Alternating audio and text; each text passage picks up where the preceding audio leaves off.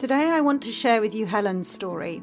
Helen is someone very dear to my heart because I discovered the principles and I discovered the difference they made to my life in terms of anxiety.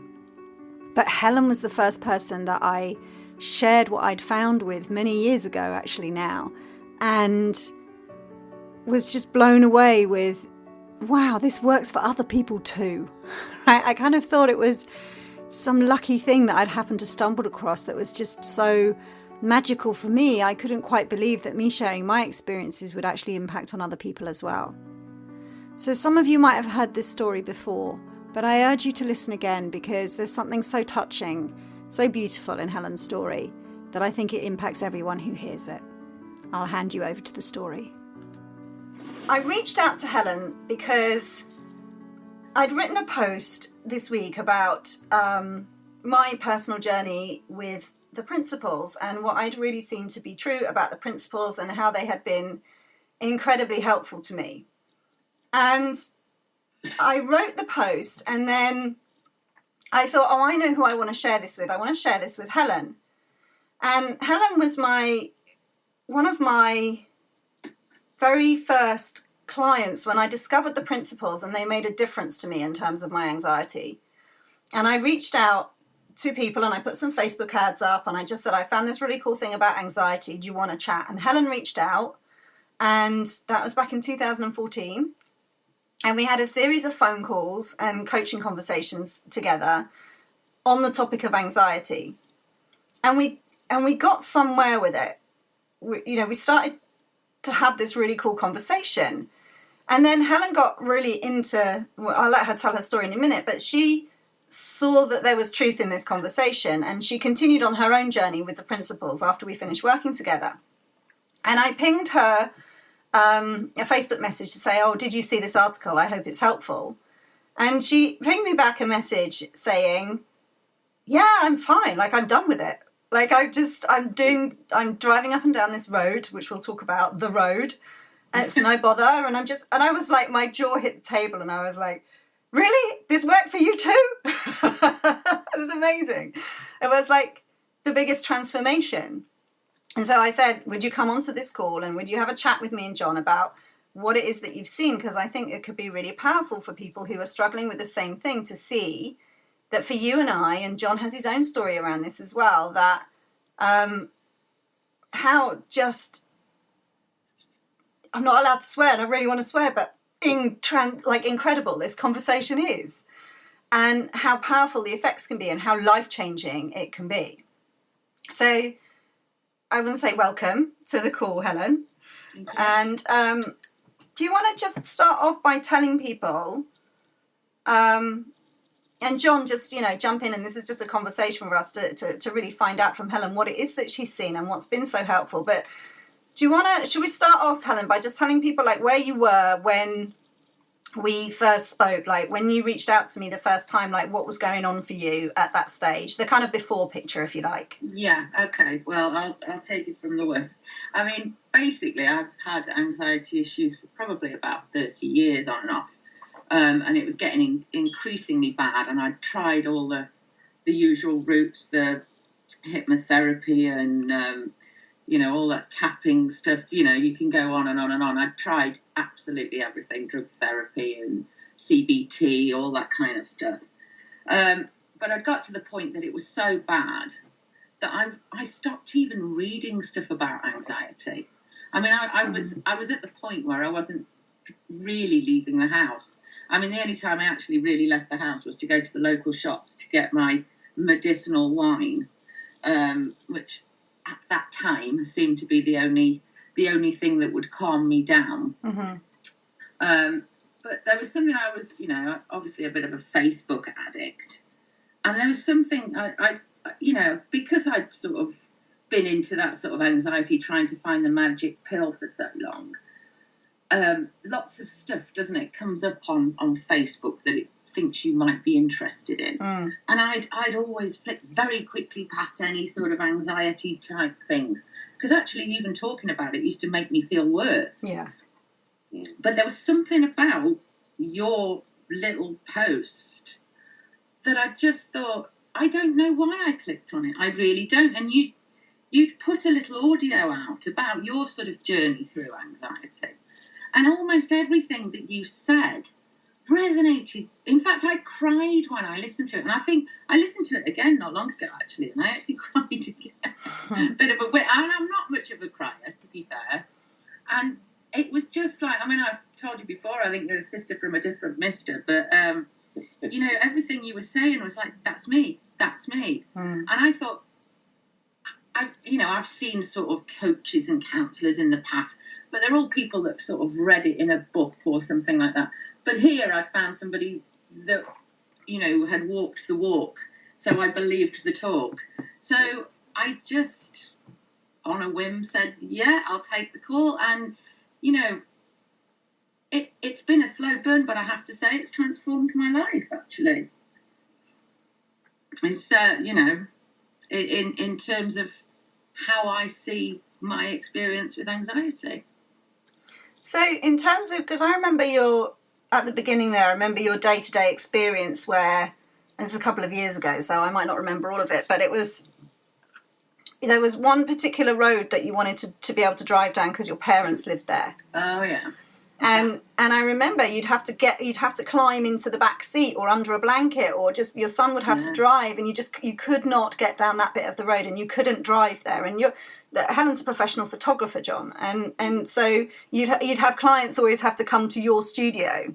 That's right. And you wouldn't be able to go out on location and do the work you wanted to do outside because you couldn't go out and drive places. And so you had this real thing around driving. I remember that. Mm-hmm. And I remember having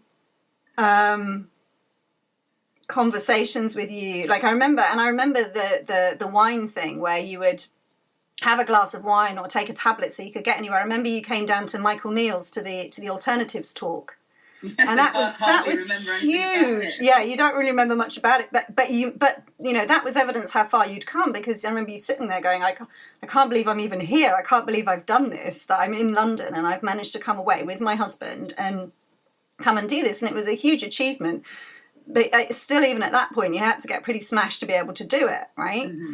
Yeah. And so tell us in terms of like how your life looks right now, like. So tell me a bit more about how it's different now, and then I want to hear more about what it is that you saw and what you think made the difference. But you said that particular road, it was that road that was like the big thing, wasn't it? Like that particular road, you messaged me and you said, I drive up and down it all the time.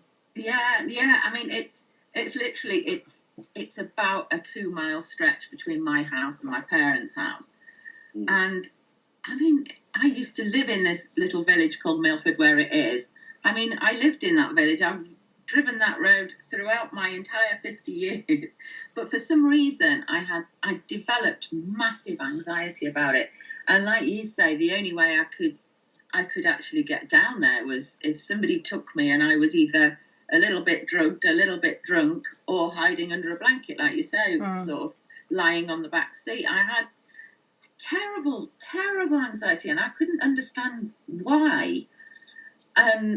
But obviously, you know, the more you think about something, the worse it gets.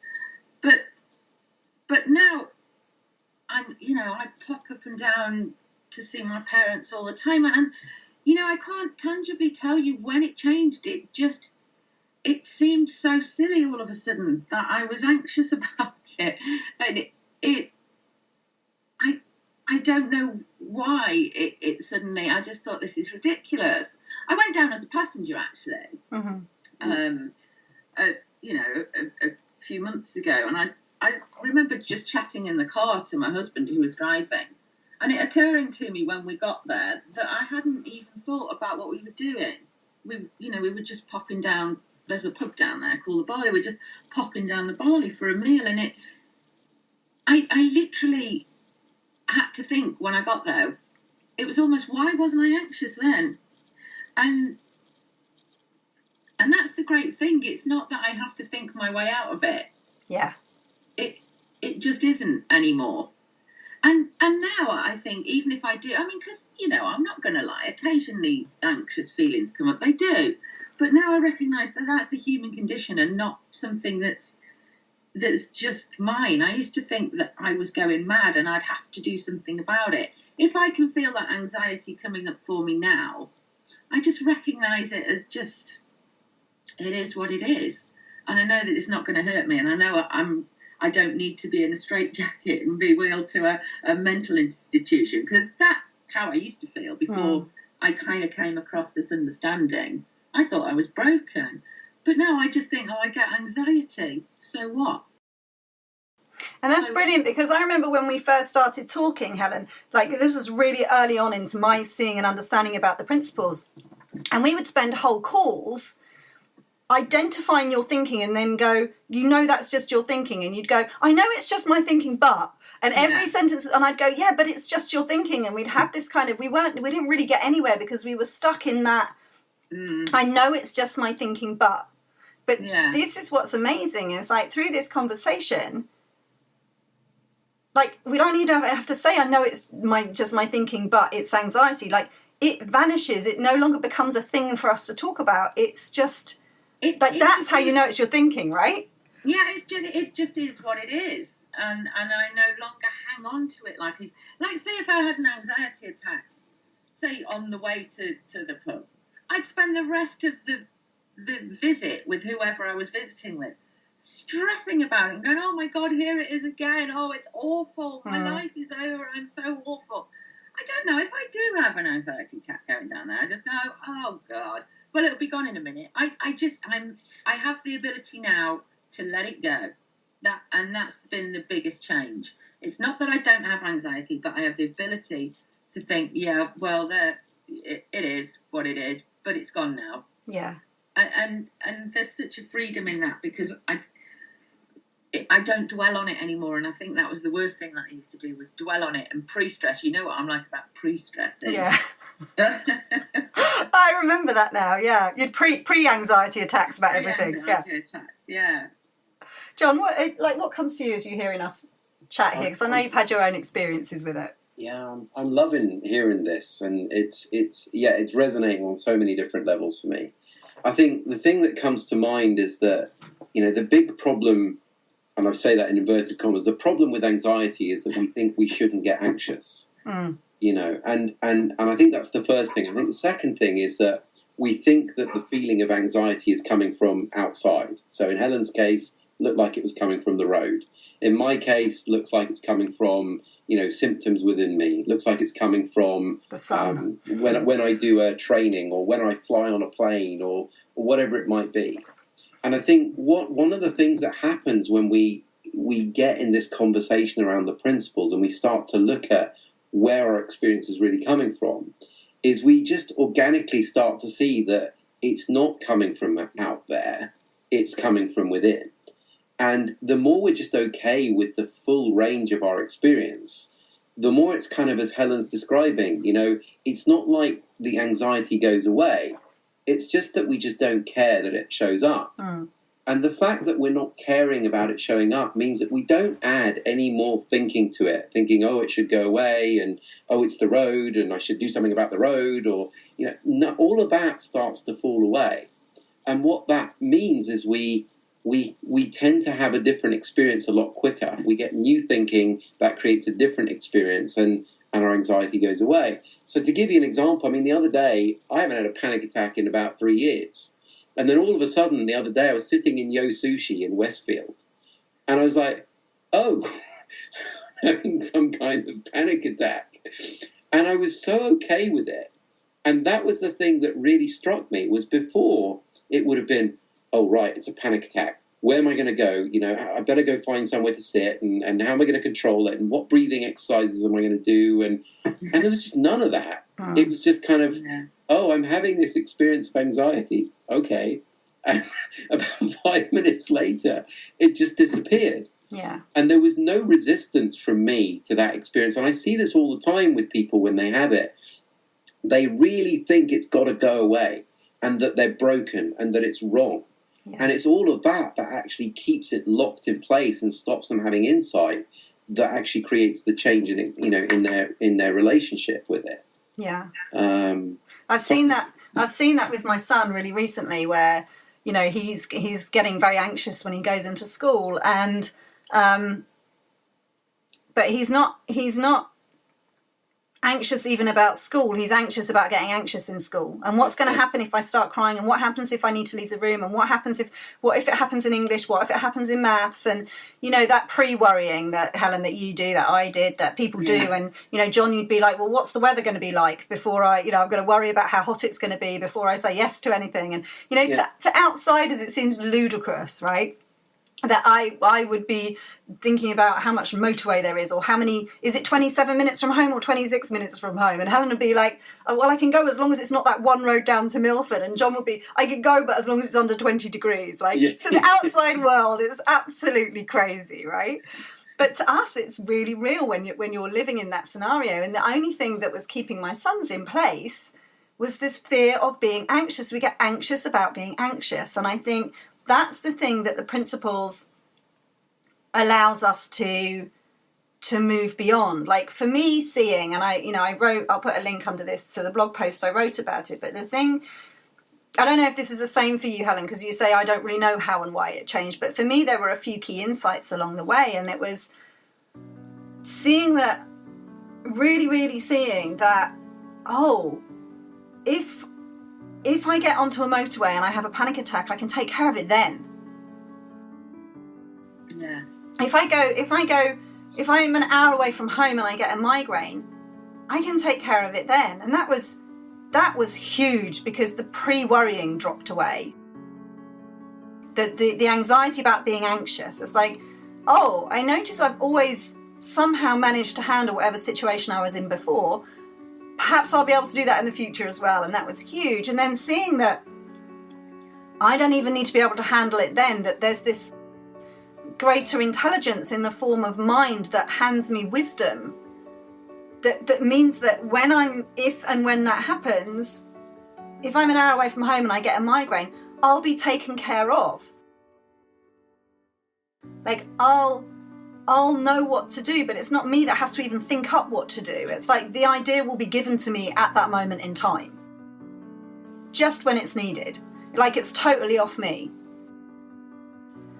And that was just, they were really key insights that really shifted and helped. But I think the one thing that really moved it for me was the day I suddenly saw that it wasn't mine.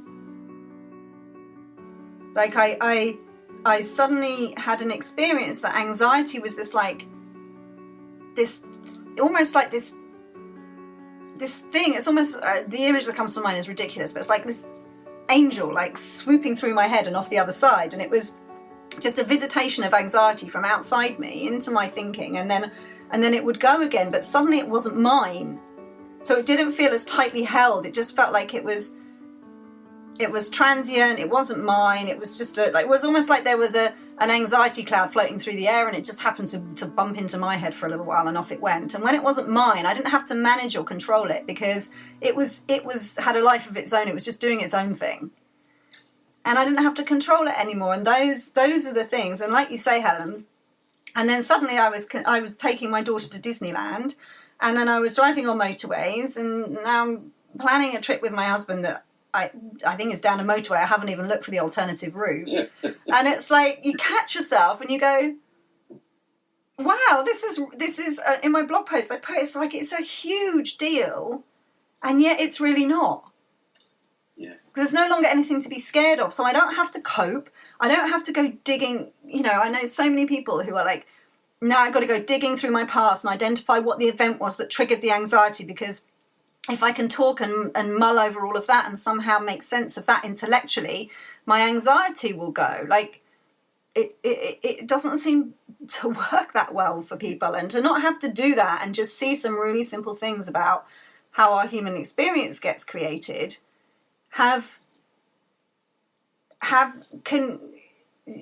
just totally change your relationship with anxiety, and as a result totally transform your external world. I don't know if you remember anything you saw, Helen, or anything that was really kind of has struck home from you through this conversation that's made the difference for you. What you just said, it was very much seeing that how transient it was, and it wasn't I don't have anxiety. Anxiety sometimes comes through me, and I saw that very clearly. I defined myself as this, oh, hi, I'm Helen, I have anxiety. Yeah. I don't do that anymore. And I remember when I first started speaking to you and about this sort of understanding, and you talked about mind, and I don't know if you remember, but that was the one that I kind of resisted. Yeah, you're not religious, are you? Yeah, that was the one that kind of, and you know what? That's the thing that I'm most interested in now. Yeah. It's like I had a very, very bad drinking habit, very bad. And the drinking habit, literally, I think, it was, I'd drink because I was anxious, and then the next day I'd have a hangover, which would make the anxiety worse because, you always feel a bit more anxious if you don't feel very well. Mm. And then one day I was just standing in the shower thinking, oh God, I've got to get through another day, and while I'm clock watching till it's okay to have that glass of wine to calm down. And it was that insight, that inner voice that just said, you know what you need to do? You need to stop drinking and you'll get better. And I just did. And that was 15 months ago. And I haven't been 15 months clean and sober since I was probably 15. Mm. And, that was mind. And I know that it was. I didn't just read that was probably it. I just knew that it was. And it's just knowing. Before I was sort of very intellectually, I remember saying to you, I really want to get this. I really want to get this. And I'd read all these stories that people that get it immediately. But for me, it's almost like been, incrementally. And it sort of, you don't realise, but I don't know who said the quote, but every day in every way I get a little bit better, if you know what I mean. Yeah. Can I say something about this? Because this is such a cool conversation. And there's just one thing I want to say just as a kind of, prep thing, which is we're talking about the principles and talking about mind and these kind of things. And we're meaning those in a very specific way. If there's people listening to this that perhaps don't know quite what way we're using those things. And whilst we probably won't cover that on this call, maybe when we post the blog up, Nick, we could put a little descriptor in there or something to point people to some resources, or we can do another recording maybe. Yeah. But the thing that just came to mind as we've been having this conversation was there was two things. The first thing was just hearing Helen's insight around drinking. Mm. And for me, that really speaks to what we were pointing to the other day when we did our White Wine and Facebook conversation, which is all of a sudden, Helen had an insight and it changed everything. It wasn't that she had to willpower her way out of it. It was just suddenly she saw it differently and has not drunk since. And didn't do anything to make that happen. She was literally washing her armpits in the shower. Right. Or, Yeah, and that speaks to the nature of insight. When we are in a good place in ourselves, when we're not trying to fix our experience, we're actually more open to seeing new thinking and having new insights. And I think I just wanted to, acknowledge that as a really good example. Yeah. The other thing I wanted to say is that when I was going through my own journey with anxiety, I listened to this audio by this doctor. She's called Dr. Claire Weeks. And she recorded all of these kind of things which were designed to help you when you were sort of going outside and, into the situations that you would tend to get panic and anxiety. And I remember one of the things that she used to say on that audio was, accept, accept, accept. Keep accepting the feelings as they come up. And I remember when I first heard that, it really, I used to struggle with it because it was like, how can I accept this? It really doesn't look like something I want to accept. Yeah. And the thing that really shifted for me was the more I looked in the direction of these principles, the more I understood the nature of my experience and I saw that it was coming from the inside out, the more it sort of started to create that air of acceptance without me actually doing it. Yeah. And for me, what that means is that we often look at the idea of letting go as something we do. To me, it's not that. Letting go is something that happens when we understand and see something differently. And that's exactly what happened with me. So the more I just understood, well, it's not me going in a plane. It's not me standing in front of a group of people. It's not whatever symptom I've got or feeling the heat on me and the sun and all that stuff and all the weird stuff that I used to have. It's actually just that I've got a lot of thinking about those things that's creating this very real experience.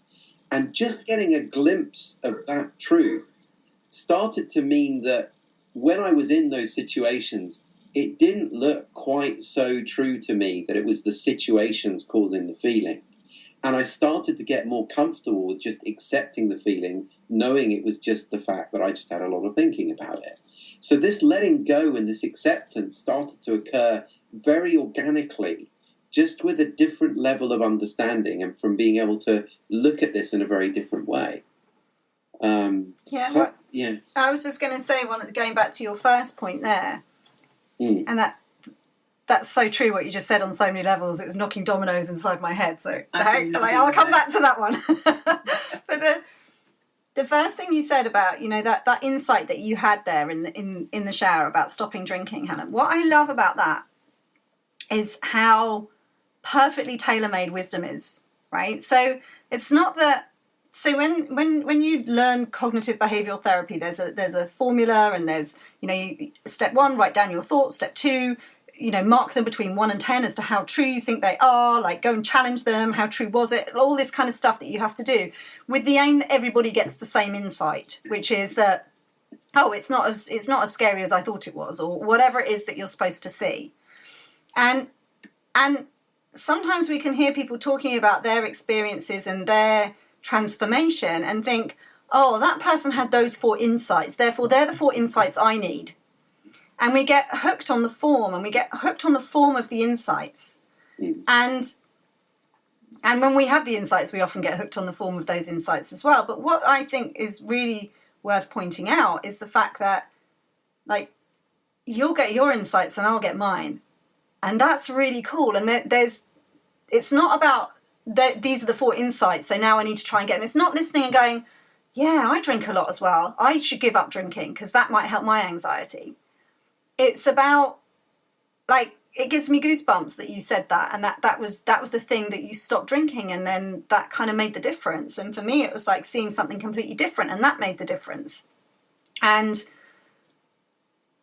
John saw, I don't know what it was specifically that you saw, or what you heard, or what kind of triggered the change for you, John. But it's what's cool is the place those insights come from, to look in that direction. It's like to know that there is a resource available to us that will come up with the insight we need just at the time as well, because you knew you were drinking too much. Like, you probably thought about stopping drinking. You might have even tried to stop drinking before. And even when you'd had the thought before, I should stop drinking. Like, it wasn't wisdom. Loads of times I just didn't listen to it, but it was like, I knew then, because of this understanding, I knew what it was. Yeah. But what's really cool is that just at the moment that you could hear it, it appeared.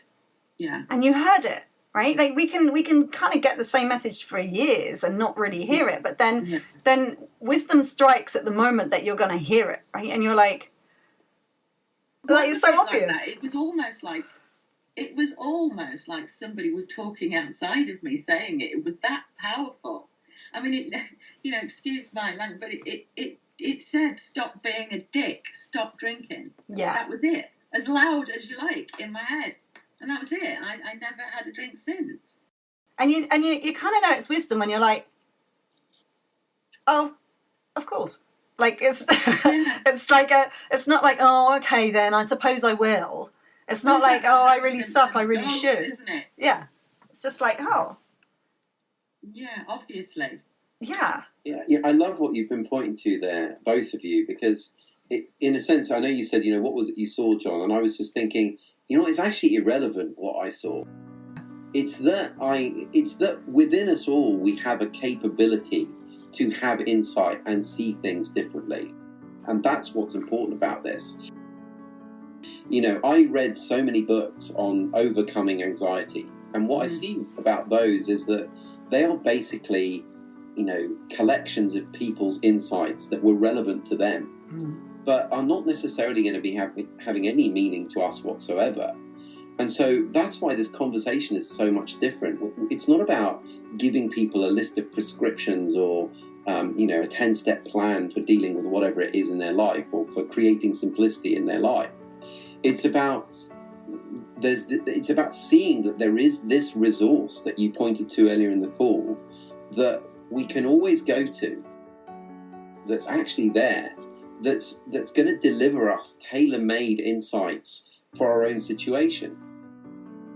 Now, we're not always in control of the timing of those, which is an interesting thing. Because I think one of the things that can happen is we end up thinking, well, I've got this anxiety and I want it to go, and I want it to go now.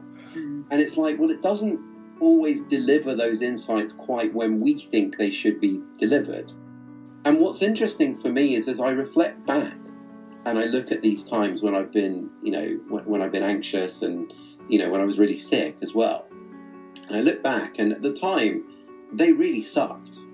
And I really wanted to be out of them. And I look back now and I go, oh, I sit there and have conversations like this now with you and Helen and clients and other people. And apparently the insights that I had and the space that I'm able to point people to now as a result of being in that situation, well, I can't quite look back at the period when I was sick and go that that's bad anymore.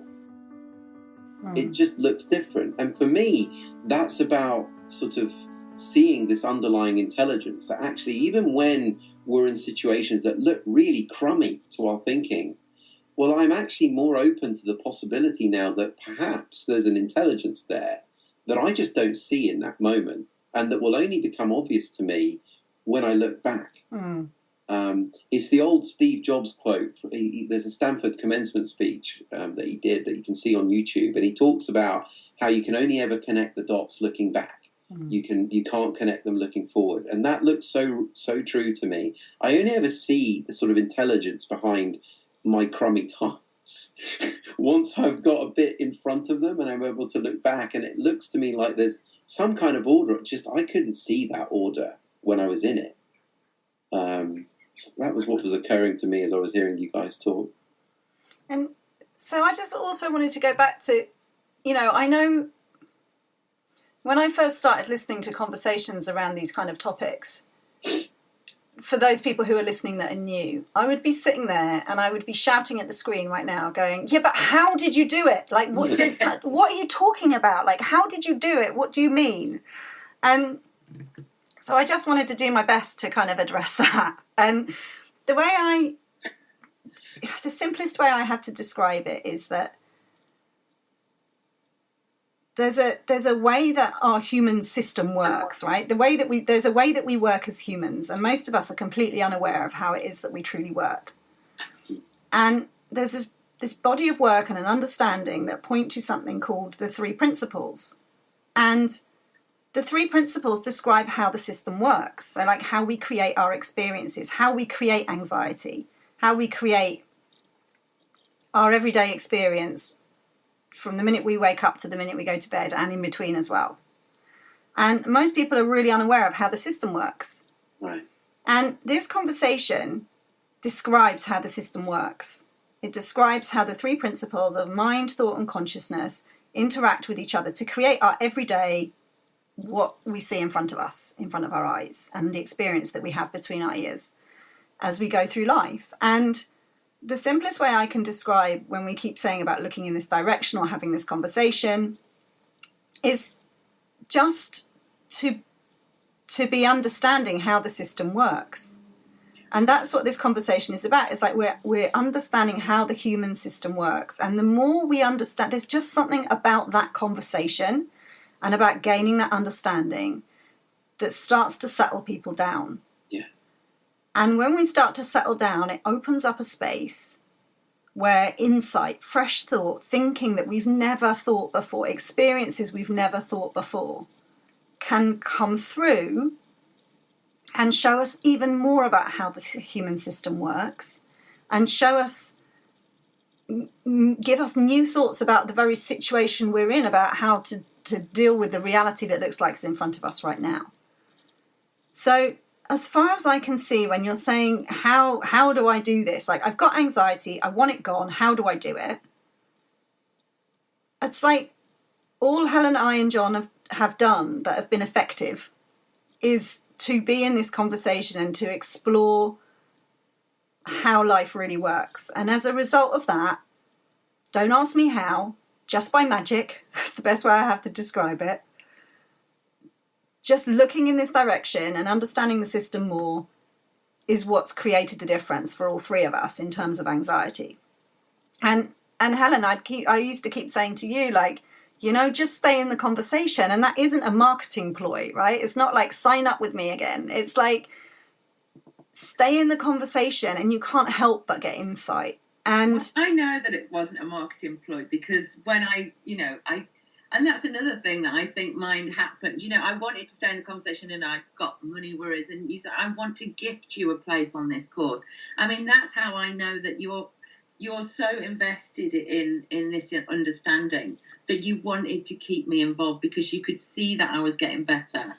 And, you know, that really touched me a lot. That did. And then off your own back, like you've carried on. I know you're like you've in some of Michael Neal's groups and you're watching the videos and you always keep an eye on what's going on with the blog. And that's the other thing, Helen. I think your story really brings hope because, you know, sometimes we start to find out about these and like I have spoken to clients before where we have one conversation and they see it and that's it. Everything changes.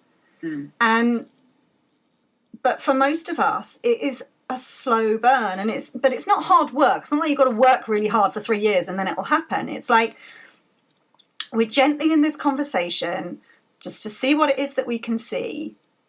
And then we look round and we're driving on a motorway.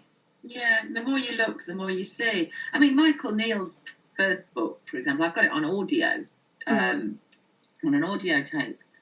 And I must have listened to him do that book probably at least 10 times, and I still hear something new every time I listen to it. Yeah. Still. Yeah, because every time... It makes more sense. Yeah, every time we're in this conversation, we get a deeper level of understanding, and our reality, our very reality that we walk around in shifts. And then we go back and look at the same thing in our external world, and it looks different. So then we get fresh insight again, right? So like, I look at a roadmap of where I want to go and I have a different experience of that roadmap than I would have done 3 years ago, right? In terms of distance travelled and motorways and all the rest of it. Like I just look at it like a in quotes, normal person would, right? Yeah, you know what I mean? And yeah. And I have that's such a different experience than it used to be. But it was literally just looking gently in this direction and seeing what it is we can see. And then for me, it was actually the acceptance that, I mean, I wrote about this in the blog as well. One day I saw I didn't need my anxiety to go away for me to be okay. Yeah. That's it. Absolutely. And that's life-changing. Completely. You know what I'd add to that as well? I mean, it's not just anxiety, it's other things too. So like, you know, I know quite often anxiety and depression go together. And I think quite often we get caught up in the same thing. We think, you know, oh, I'm depressed and I shouldn't be depressed. So what am I going to do to get rid of that? And of course, that tends to keep the depression in place as well. And it goes for any of our experiences. You know, it's not that there's a problem with feeling depression or anxiety or any of our emotions. It's that the minute we start to impose a form on it and go, oh, well, I should only be like this, or I should only be like that, well, we're likely to get in our way. We're likely to block ourselves from insight and new thinking, and we're likely to get stuck in the very thing we're trying to avoid, which is what you're saying about, you know, how you become anxious about being anxious. Well, Joe Bailey was actually talking about that only last night on the Super Coach call, and he was sharing that like we get an experience and then we try and analyze. So say we get an experience like anxiety, and then we try and analyze that feeling from the very thinking that created the feeling in the first place. We're like we'd got depressed thinking, so we feel depressed, and then we try and analyze it using our depressed thinking. It's like, no wonder we get depressed about being depressed, and anxious about being anxious, and jealous of other people who aren't jealous, and angry about being angry. Right? Like, it everywhere. You look at it everywhere, right? And you're trying to use the same thinking that created that very feeling to solve the problem that's in front of you. It's just not possible. You can't, the Albert Einstein quote, you can't solve a problem at the same level of thinking it's been created at. And that's just, it just makes me laugh, because that's exactly what we would do, get anxious about being anxious and depressed about being depressed. But yeah. I do it all the time, like when I've lost my keys. I'll get annoyed about the fact that I've lost my keys, and then I can't find them at all. And then I'll go away and just forget about it. And I'll go and look somewhere that I've already looked before, but in that state of mind where I've, lost my keys. And I'll see it. And I'll go, well, how come I'm seeing it? Yeah. Well, the reason I'm seeing it is because my state of mind is different. I've shifted to a different place. And that enables me to see more about it. And that's as well why, Helen, when you and I were staring directly at your anxiety and poking it all the time, having conversations about it, like, there were some insights to be had, but the biggie happened when you weren't thinking about it. Your brain was switched off and you're in the shower, and then that's when the insight that made the difference. Really, when I stopped trying to fix it. When you gave up. To fix itself. Yeah. Yeah. I was so desperate to get this thing, and I know we talked about reading books all the time and watching every video going, come on then, Insight, come on, come get me. Yeah. And I was grabbing away at it, like trying to grab that butterfly, and it wasn't happening. And the minute I sort of let it go and thought, oh, no, it's not going to happen for me, then there it was. Yeah. There it was, right there. So, and another thing, I remember your stop trying to lead a fluffy life. Pink blog. fluffy life. Yeah, I think it's just, I'm okay if I'm angry. I'm okay if I'm upset. I don't need to be happy, clappy all the time. It's all right to be all of the other things. It's just called being human. That's it. That's cool. That's such a lovely note to end on as well. So, Helen, I don't know if there's anything, like, finally you'd want to say. If people are listening to this and it's resonating and they have anxiety, or they're experiencing things like or they're inspired by your story, like, have you got anything that you just wanted to finish off with? I would, just like to say that, in my years of anxiety, I always wanted somebody to give me a happy pill and to just make it go away. But I urge anybody that has suffered or is suffering with sort of chronic anxiety and pain to at least look in this direction.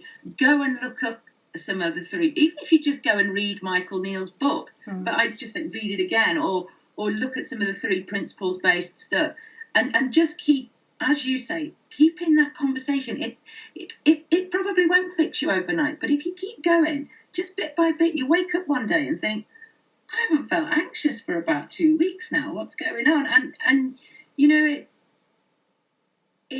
it's just such a progression that's so slow for me, actually, that I don't notice it until somebody else almost mentions it and says, you're like a different person these days. What did you do? Yeah. Yeah.